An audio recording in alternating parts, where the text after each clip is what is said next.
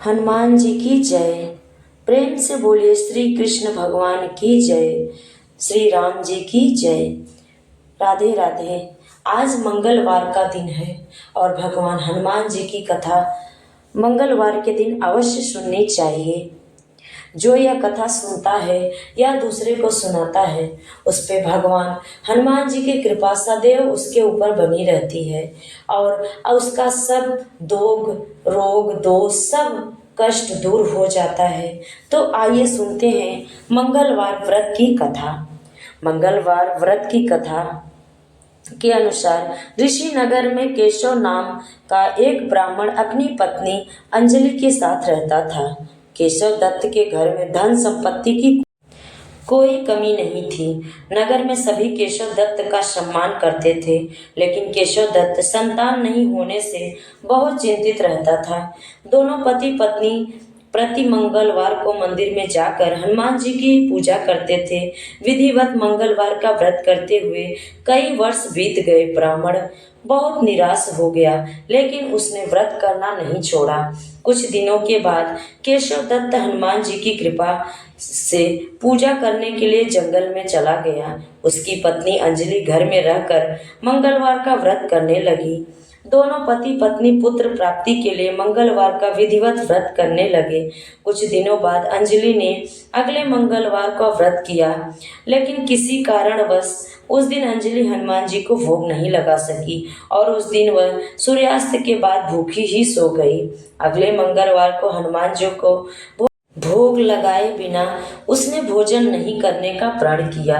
6 दिन तक अंजलि भूखी प्यासी रही। 7वें दिन मंगलवार को अंजलि ने हनुमान जी की पूजा की, लेकिन तभी भूख प्यास के कारण अंजलि बेहोश हो गई।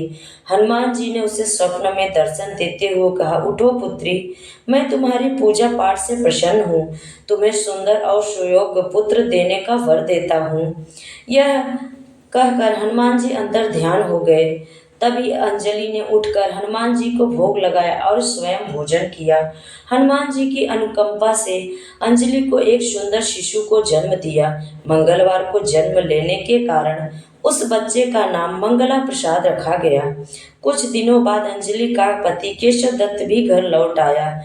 उसने मंगल को देखा तो अंजलि से पूछा, यह सुंदर बच्चा किसका है? अंजलि ने खुश होते हुए हनुमान जी के दर्शन देने और पुत्र प्राप्ति होने का वरदान देने की सारी कथा सुना दी, लेकिन केशव दत्त को उसकी बातों पर विश्वास नहीं हुआ। उसके मन में पता नहीं कैसे यह कलुषित विचार आया कि अंजलि ने उसके साथ विश्वासघात किया है।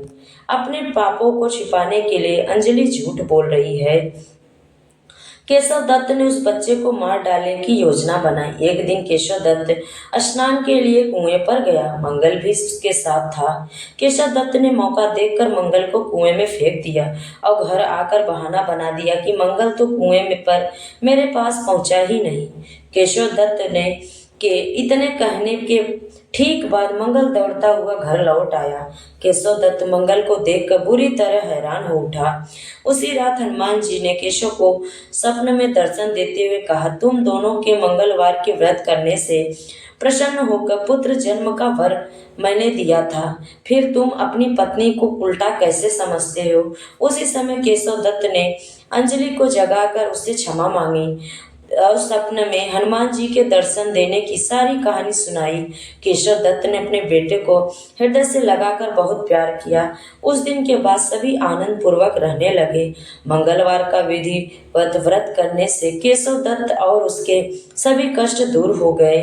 इस तरह जो स्त्री पुरुष विधिवत मंगलवार का व्रत करके व्रत कथा सुनते हैं, हनुमान जी उनके सभी कष्ट दूर करके घर में धन संपत्ति का भंडार भर देते हैं। शरीर के सभी रक्त विकार रोग भी नष्ट कर देते हैं। मंगलवार की कथा सुनना बड़ी सौभाग्य की बात होती है। मंगलवार के दिन हमें भगवान हनुमान जी की विधिवत पूजा और उनका कथा सुनना चाहिए।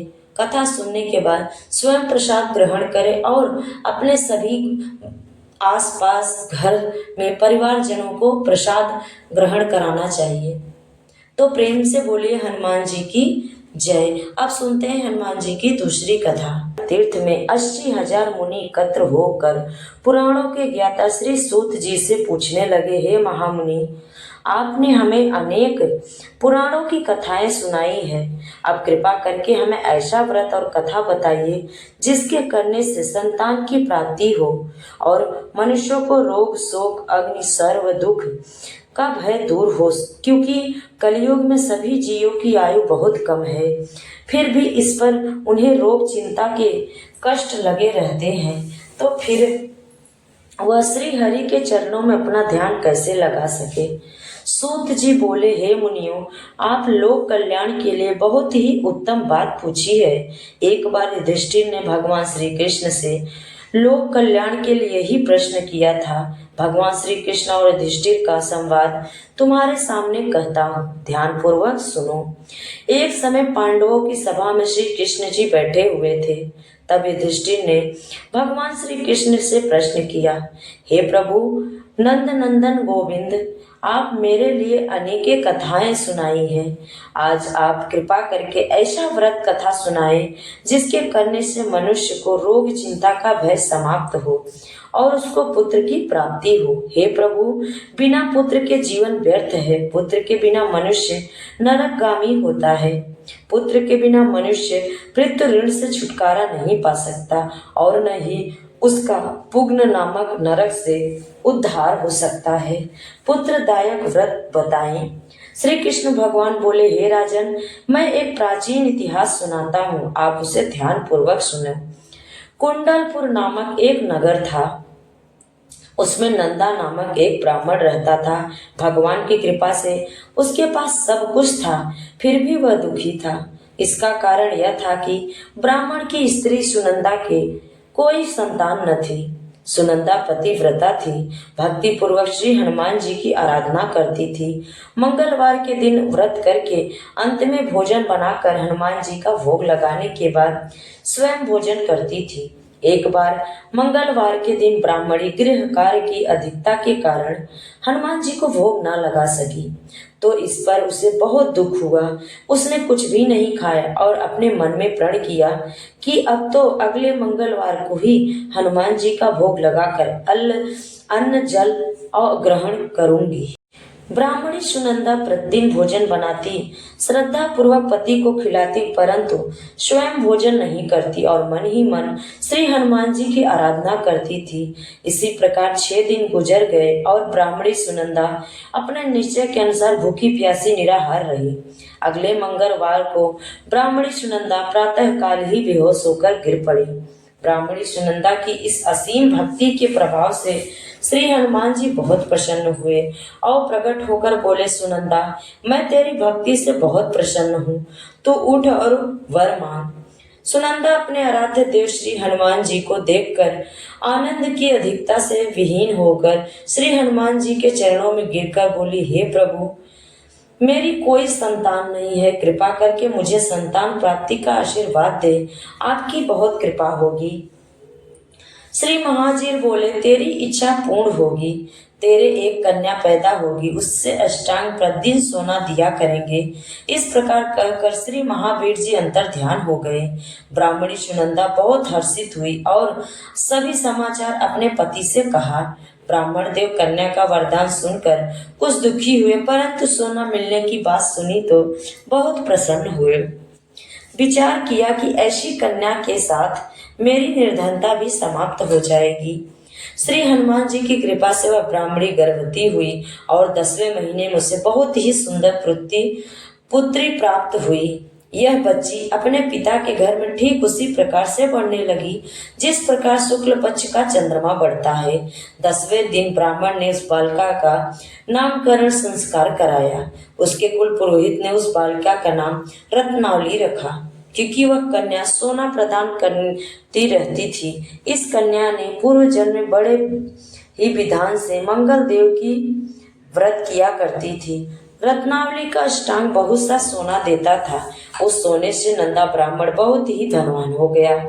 अब ब्राह्मणी भी अधिक अभिमान करने लगी थी। समय बीतता रहा। अब रत्नावली 10 वर्ष की हो चुकी थी। एक दिन जब नंदा ब्राह्मण प्रसन्नचित्त था तब सुनंदा ने अपनी पति से कहा, मेरी पत्नी रत्नावली विवाह के योग्य हो गई है। आप कोई सुंदर तथा योग्य वर देखकर उसका विवाह कर दे। यह सुन ब्राह्मण बोला, अभी तो रत्नावली बहुत छोटी है। तब ब्राह्मणी बोली, शास्त्रों की आज्ञा है कि कन्या 8वें वर्ष में गौरी, 9 वर्ष में रोहिणी और 10वें वर्ष में कन्या, इसके पश्चात रजस्वला हो जाती है। गौरी के दान से पाताल लोक की प्राप्ति होती है, रोहिणी के दान से बैकुंठ लोक की प्राप्ति और कन्या के दान से इंद्र लोक में सुखों की प्राप्ति होती है। अगर हे पतिदेव रजस्वला का दान किया जाता है तो घोर नरक की प्राप्ति होती है। इस पर ब्राह्मण बोला, अभी तो रत्नावली मात्र 10 ही वर्ष की है और मैंने तो 16-16 साल की कन्याओं का विवाह कराए हैं, अभी जल्दी क्या है। तब ब्राह्मणी सुनंदा बोली, आपको तो लोभ अधिक हो गया है। शास्त्रों में कहा गया है कि माता पिता और बड़ा भाई रजस्वला कन्या को देखते हैं तो वह अवश्य ही नरकगामी होते हैं। तब ब्राह्मण बोला, अच्छी बात है, कल मैं अवश्य ही योग्य वर की तलाश में अपना दूत भेजता हूँ। दूसरे दिन ब्राह्मण ने अपने दूत को बुलाया और आज्ञा दी, जैसी सुंदर मेरी कन्या है वैसा ही सुंदर वर उसके लिए तलाश करो।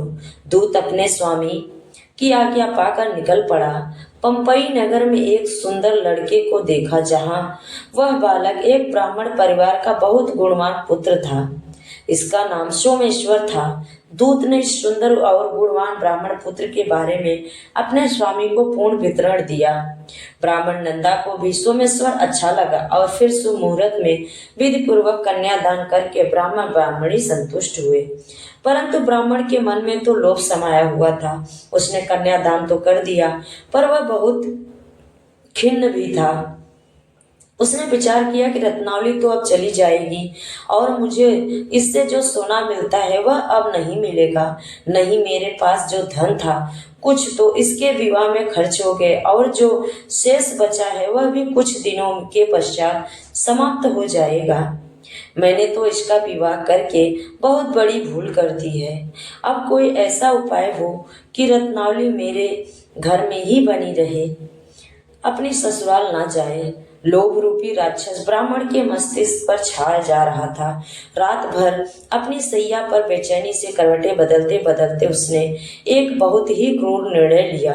उसने विचार किया कि जब रत्नावली को लेकर उसका पति सोमेश्वर अपने घर के लिए जाएगा तो वह मार्ग में छिपकर सोमेश्वर को वध करवा देगा और पत्नी लड़की को अपने घर ले आएगा, जिससे नियमित रूप से उसे सोना भी मिलता रहेगा और समाज का कोई मनुष्य उसे दोष भी नहीं देगा। प्रातः काल हुआ जब तो नंदा और सुनंदा ने अपने जमाई लड़की को बहुत सारा धन देकर विदा किया। सोमेश्वर अपनी पत्नी रत्नावली को लेकर ससुराल से अपने घर की ओर तरफ चल दिया। ब्राह्मण नंदा महालोभ से वशीभूत हो अपनी मति खो चुका था। पाप पुण्य को उसे विचार न रहा। अपने भयानक पूर्ण निर्णय को कार्य रूप देने के लिए उसने अपने दूत को मार्ग में अपने जमाई का वध करने के लिए भेज दिया, ताकि रत्नावली से प्राप्त होने वाला सोना उसे हमेशा मिलता रहे और वो कभी निर्धन न हो। ब्राह्मण के दूत ने अपने स्वामी की आज्ञा का पालन करते हुए उसके जमाई सोमेश्वर का मार्ग में ही वध कर दिया। समाचार प्राप्त कर ब्राह्मण नंदा मार्ग में पहुंचा और रुदन करती अपनी पुत्री रत्नावली से बोले, हे पुत्री, मार्ग में लुटेरों ने तेरे पति का वध कर दिया। भगवान की इच्छा का आगे किसी का कोई वश नहीं चलता। अब तो घर चल, वहां पर भी रहकर शेष जीवन व्यतीत करना। जो भाग्य में लिखा है वही होगा। अपने पति की अकाल मृत्यु से रत्नावली बहुत दुखी हुई। करुण कुंद्रन और रोदन करती हुई अपने पिता से बोली, हे पिताजी, इस संसार में जिस स्त्री का पति नहीं है उसका जीना व्यर्थ है। मैं अपने पति के साथ ही अपने शरीर को जला दूंगी और सती होकर अपने इस जन्म को माता पिता के नाम को तथा सास ससुर को यश को सामर्थ्य करूंगी। ब्राह्मण नंदा अपनी पुत्री रत्नावली के वचनों को सुनकर बहुत दुखी हुआ। विचार करने लगा, मैंने व्यर्थ में जमाई का वध पाप अपने सिर लिया। रत्नावली तो उसके पीछे अपने प्राण तक देने को तैयार है। मेरा तो दोनों तरफ से मरण हो गया। धन तो अब मिलेगा नहीं। जमाई वध के पाप से फलस्वरूप यम यातना भी भुगतनी पड़ेगी। यह सोचकर वह बहुत दुखी हुआ। सोमेश्वर की चिता बनाई गई रत्नावली सती होने की इच्छा से अपने पति का सिर अपनी गोद में लेकर रखकर चिता में बैठ गई। जैसे ही सोमेश्वर की चिता को अग्नि लगाई गई, वैसे ही प्रसन्न हो मंगल देव वहां प्रकट हुए और बोले, हे रत्नावली, मैं तेरी पति भक्ति से प्रसन्न हूँ, तू वर मांग। रत्नावली ने अपने पति का जीवन दान मांगा। तब मंगल देव बोले, रत्नावली, तेरा पति अजर अमर है, यह महाविद्वान भी होगा, और इसके अतिरिक्त तेरी जो इच्छा है वर मांगो। तब रत्नावली बोली, हे ग्रहों के स्वामी, यदि आप मुझ पर प्रसन्न हो तो मुझे वह वर दीजिए कि जो भी मनुष्य मंगलवार के दिन प्रातः काल लाल पुष्प लाल चंदन से पूजा करके आपका स्मरण करे, उसको रोग व्याधि ना हो, स्वजनों का कभी वियोग न हो, सर्प अग्नि तथा शत्रुओं का भय न रहे। जो स्त्री मंगलवार का व्रत करे वह कभी विधवा न हो। मंगल देव तथा अस्तु कहकर अंतर ध्यान हो गए। सोमेश्वर मंगल देव की कृपा से जीवित हो उठा। रत्नावली अपने पति को पुनः प्राप्त कर बहुत प्रसन्न हुई और मंगल देव का व्रत प्रत्येक मंगलवार को करके व्रत राज और मंगल देव की कृपा से इस लोक में सुख ऐश्वर्य को भोगते हुए अंत में अपने पति के साथ स्वर्गलोक को चली गई। प्रेम से बोलिए हनुमान जी महाराज की जय। अगर आप सभी को मेरी यह कथा अच्छी लगे तो लाइक, शेयर और चैनल को सब्सक्राइब जरूर करें।